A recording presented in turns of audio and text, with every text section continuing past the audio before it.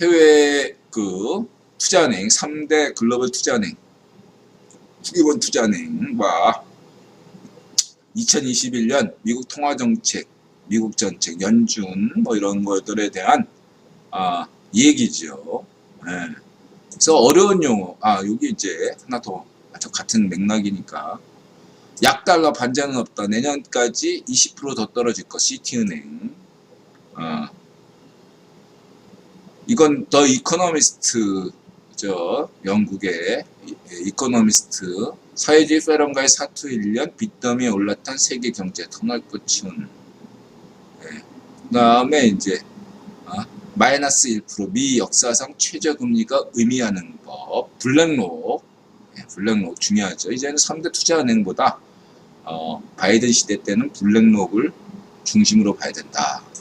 그런 말씀을 드렸고, 여기까지 에 대해서 인드라가 늘 강조하는 게 뭐죠? 현재 금리가 매우 낮음에도 불구하고 인플레이션이 일어나지 않는 이유를 뭐라고 그랬습니까? 통화 속도를 조절하기 때문이다.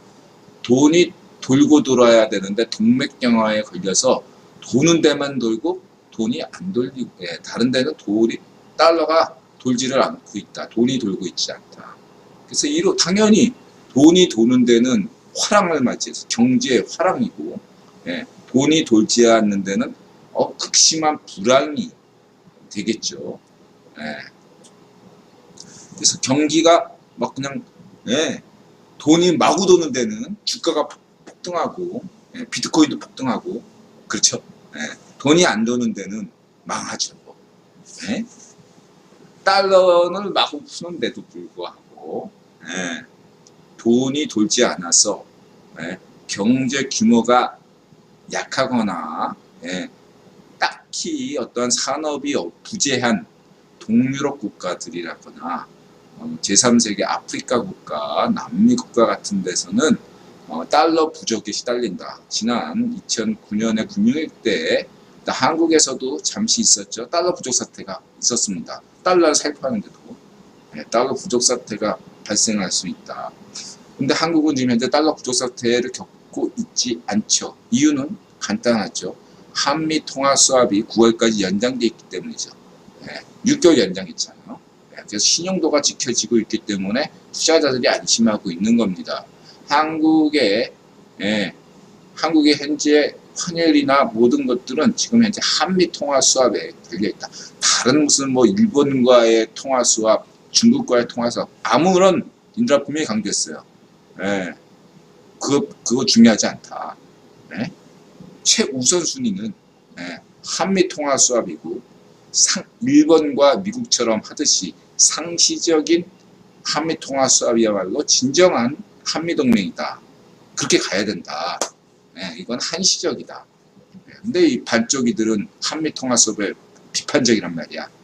이명박 정부 때도 그랬고 지금도 그렇고 설사 속으로 명분이 안 서거든. 자기네들 반미에 그냥 이 셧다마우스 하는 것처럼, 4.15 정상에 대해서 셧다마우스 하는 것처럼 침묵하고 있는 게 침묵하고 있는 거죠. 말하자면 이슈도 안 되고 일부러 이슈를 안 지키는 거예요.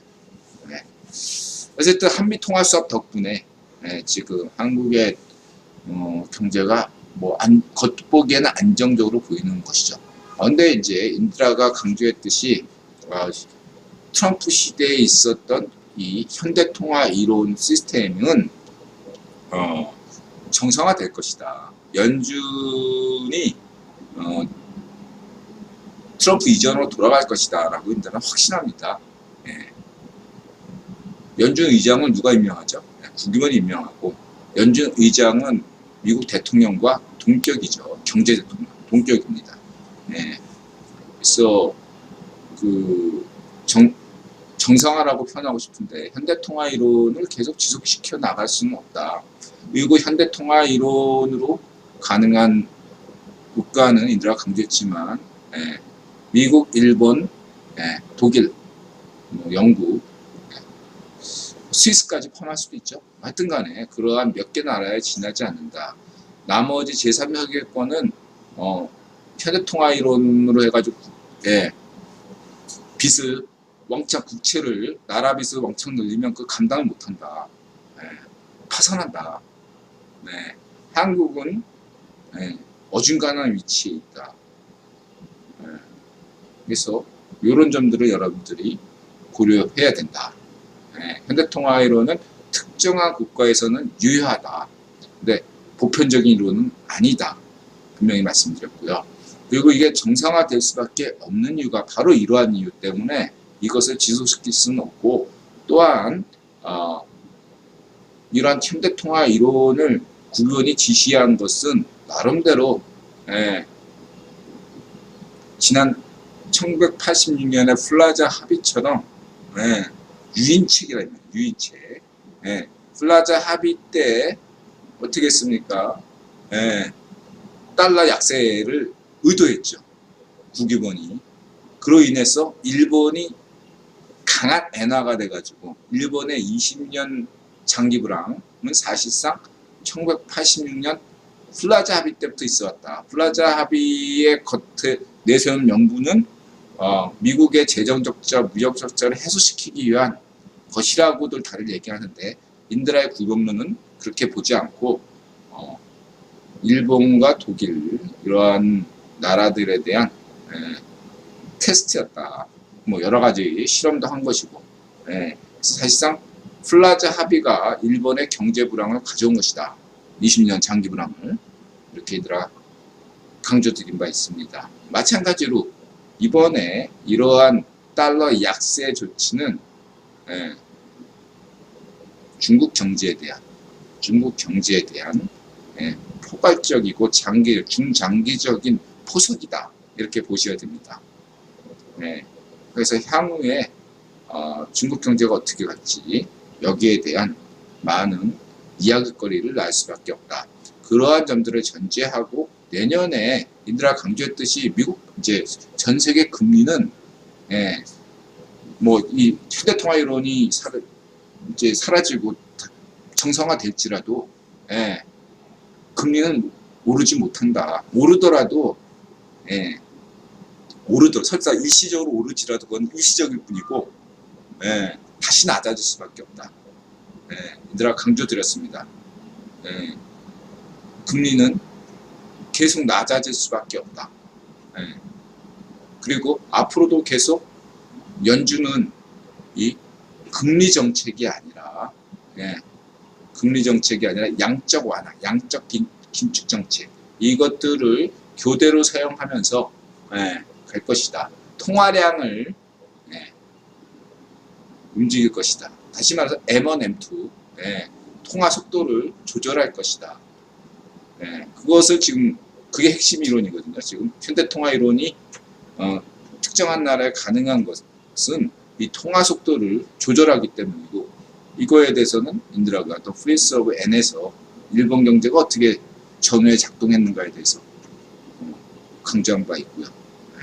금리 볼 게 아니라, 금리는 조금 올려도 설사 뭐 내년에는 뭐 동결되더라도 내후년에 오른다고 해도 여러분들이 크게 걱정할 것이 안 된다. 그리고 금리 인상이든 인하든 그렇게 인드라 보기에는 중요하게 보지 않는다. 오히려 중요한 것은 양적 완화 정책의 지속이냐 이런 여부고, 테이퍼링이라는 것은 양적 완화를 정책을 지속하되 깎아낸다는 얘기거든요, 한마디로. 그래서 자산 양적 완화를 지속하되 이 채권 매입을 양을 조금씩 줄여나갔었죠. 지난 시기에 오바마 정부 때 2009년 금융위기 때 양적 완화하고 채권을 막 사들이다가 연준이서 경기가 좀 살아나니까 그때부터 조금씩 연준이 채권 매입량을 줄여 들어갔죠. 말하면 이게 이제 그러다가 어느 시점에 와서 양적 완화가 종료됐다 이렇게 얘기했단 말이에요. 요 과정,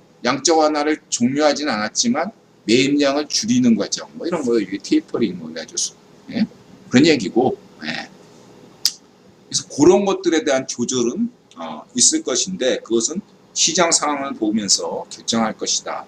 그러니까 금리는 별로 중요한 변수가 못 된다. 달러가 살포돼 많이 앞으로도 달러가 많이 쓰여지고, 또 바이든의 재정 부양 정책으로 인해서 필연적으로 달러가 많이 되겠지만 그럼에도 불구하고 인플레이션은 크지 않을 것이다. 예, 라고 저도 보고 있습니다. 예, 인플레이션은 크지 않을 것이다. 그러면 이코노미스트에서 우려하고 있는 것은 뭐냐? 블랙스완과 같은 상태가 올 수 있잖아요. 블랙스완. 예, 의도하지 않았지만은 갑작스럽게 시장 발작을 일으켜가지고 갑자기 금리가 치솟다거나 이런 사태가 오지 않을까 라는 우려들에 대해서 이제 영국 이코노미스트는 얘기하고 있는데, 인들아 볼 때는 그런 확률은 매우 낮은 편이다 라고 할 수 있고, 다만 영국 이코노미스트가 우려하는 그러한 사태는 특정한 일부 국가에서는 발생할 확률이 높다.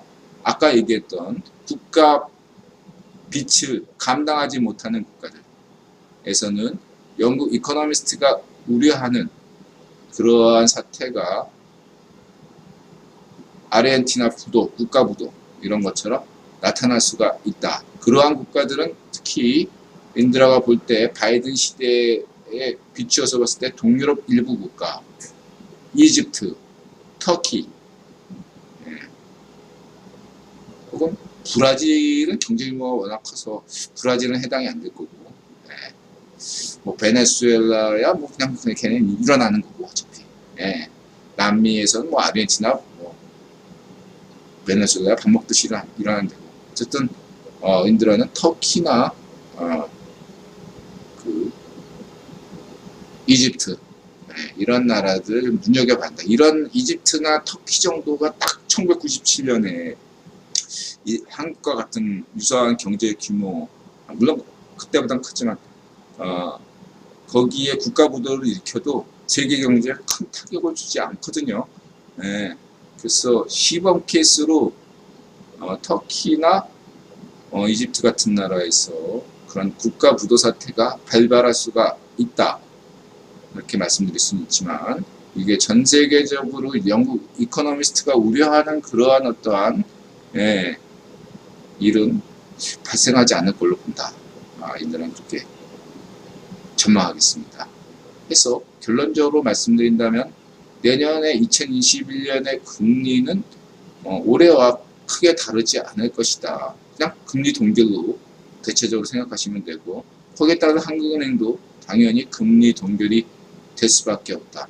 그렇다 할지라도 돈이 몰리는 데만 몰고 있기 때문에 빈익빈 부익부는 더 극심해질 것이다. 사이질 페럼이 그것을 부채질하고 있다. 4차 산업혁명, 사이질 페럼에 가려가지고 사이질 페럼으로 인해서 4차 산업혁명이 더 가속화됐기 때문에 4차 산업혁명으로 인해가지고 중간에 그 엄청난 구조조정이 일어났기 때문에 상당수 사람들이 일자리 잃었기 때문에 이 사람들에 대한 어떠한 그 일자리가 잃은 만큼 경제가 약화돼야 되는데, 한편으로 4차 산업혁명으로 인해서 한 곳에는 경제 호황이 이루어지기 때문에 고용 없는 경제 회복이 2021년에 이루어진다. 이때 고용 없는 경제 회복이 일어나는 경우에, 이때는 대다수의 채광 경제, 대다수 사람들은 일자리도 없고 실업자 상태인데 뉴스를 보면 경제가 회복됐다,